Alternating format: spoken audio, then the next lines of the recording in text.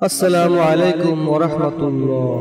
সম্মানিত মুসলিম ভাই ও বোনেরা, আজকে শবে বরাত নিয়ে অত্যন্ত গুরুত্বপূর্ণ 4টি প্রশ্নের উত্তর জানিয়ে দেব ইনশাআল্লাহ, যে প্রশ্নগুলি অনেকেই আমাদের কাছে জানতে চান। প্রথমে প্রশ্নগুলি জেনে নিন। 1 নম্বর প্রশ্ন, শবে বরাত কত তারিখ? 2 নম্বর প্রশ্ন, শবে বরাতের নামাজ কত রাকাত এবং কিভাবে পড়ব? 3 নম্বর প্রশ্ন, শবে বরাতের রোজা কয়টি এবং কিভাবে রাখতে হয় এবং রোজা রাখা যাবে কিনা? সর্বশেষ 4 নম্বর প্রশ্ন, শবে বরাতের আমল ও ফজিলত এবং আমাদের করণীয় কি? প্রিয় দর্শক, এই 5টি প্রশ্নের উত্তর কোরআন এবং হাদিসের আলোকে জানিয়ে দেব ইনশাআল্লাহ। অবশ্যই আপনারা ভিডিওটি মনোযোগ দিয়ে শেষ পর্যন্ত দেখবেন। 1 নম্বর প্রশ্ন, শবে বরাত কত তারিখে?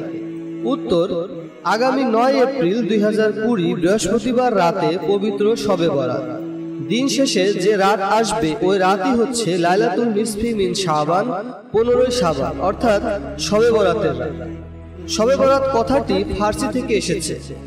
শবে মানে হচ্ছে রাত আর বরাত মানে হচ্ছে মুক্তি। শবে বরাত অর্থ মুক্তির রাত, যেহেতু এই রাতে আল্লাহ অগণিত মাখলুককে ক্ষমা করে থাকেন। হাদিস শরীফে আছে, হযরত আয়েশা রাদিয়াল্লাহু তাআলা আনহা বলেন, নবীজি সাল্লাল্লাহু আলাইহি সাল্লাম তাকে বলেছেন, এ রাতে বনি কালবের ভেড়া বকরির পশমের সংখ্যার পরিমাণের চেয়েও বেশি সংখ্যক গুনাহগারকে আল্লাহ ক্ষমা করে দেন। সুবহানাল্লাহ। এটি তিরমিজি শরীফের 739 নম্বর হাদিস। 2 নম্বর প্রশ্ন, শবে বরাতের নামাজ কত রাকাত এবং কিভাবে পড়ব?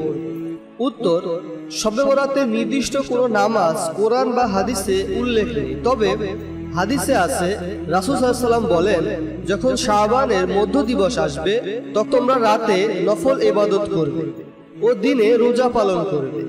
ইবাদতের মধ্যে শ্রেষ্ঠ হলো নামাজ, সুতরাং নফল ইবাদতের মধ্যে শ্রেষ্ঠ হলো নফল নামাজ। হাদিসটি ইবনে মাজাহ 1384 নম্বর হাদিস। আর তাই 2 রাকাত করে যত খুশি ততবার নামাজ পড়তে পারেন, আর তার নির্দিষ্ট কোনো সংখ্যা নেই। এখন নিয়ত করবেন কিভাবে?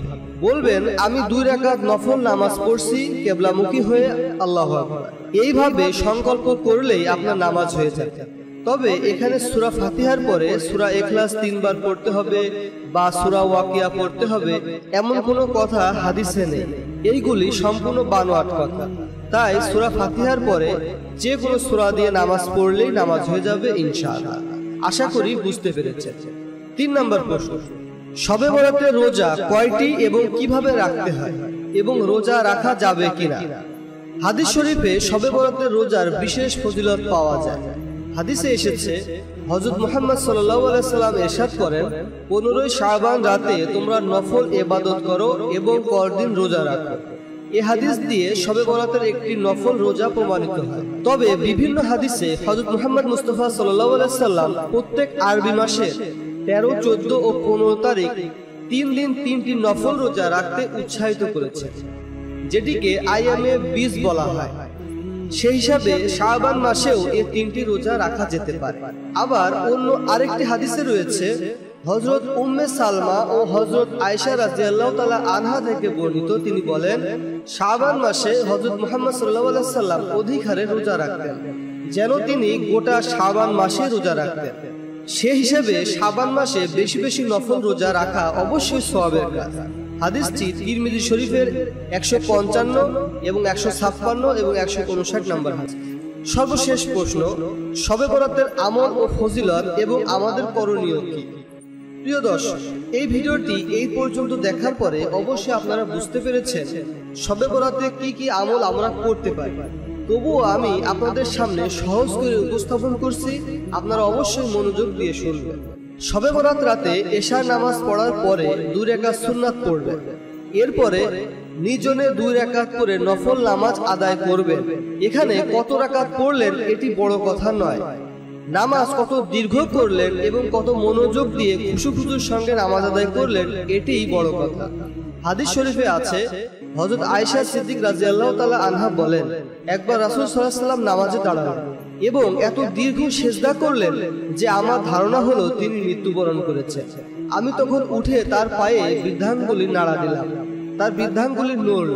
তিনি সেজদা থেকে উঠলেন এবং নামাজ শেষ করে আমাকে লক্ষ্য করে বললেন, হে আয়েশা, তোমার কি আশঙ্কা হয়েছে? আমি বললাম, ইয়া রাসূলুল্লাহ সাল্লাল্লাহু আলাইহি ওয়াসাল্লাম, আপনার দীর্ঘ সেজদা দেখে আমার আশঙ্কা হয়েছিল আপনি মৃত্যুবরণ করেছেন কিনা।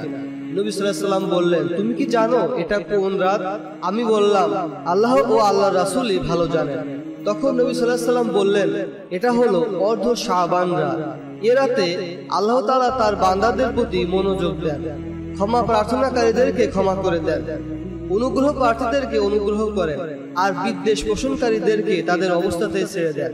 হাদিসটি শুআবুল ঈমান 3য় খণ্ড পৃষ্ঠা নম্বর 382।